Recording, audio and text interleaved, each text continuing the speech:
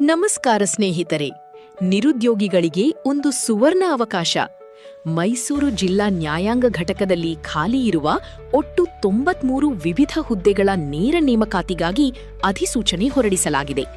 10ನೇ ತರಗತಿ ಮತ್ತು ಪಿಯುಸಿ ಪಾಸಾದ ಅಭ್ಯರ್ಥಿಗಳು ಈ ಹುದ್ದೆಗಳಿಗೆ ಅರ್ಜಿ ಸಲ್ಲಿಸಬಹುದು. 2.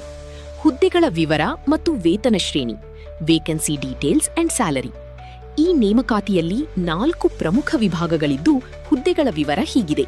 ಸೇವಕರು ಪಿಯಾನ್, ಒಟ್ಟು 75 ಹುದ್ದೆಗಳು.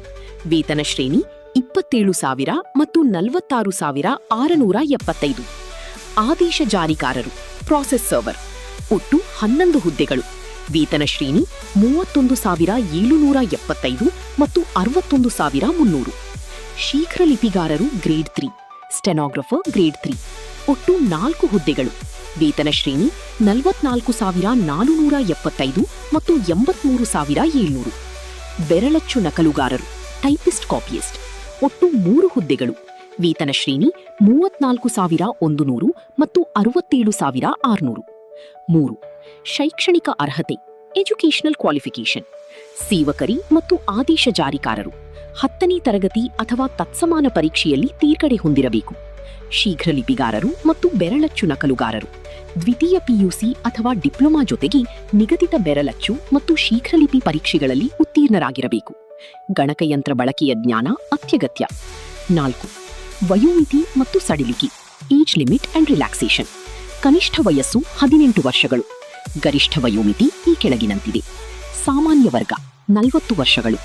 ಹಿಂದುಳಿದ ವರ್ಗಗಳು 2V, 2B, 3A, 3B 43 ವರ್ಷಗಳು.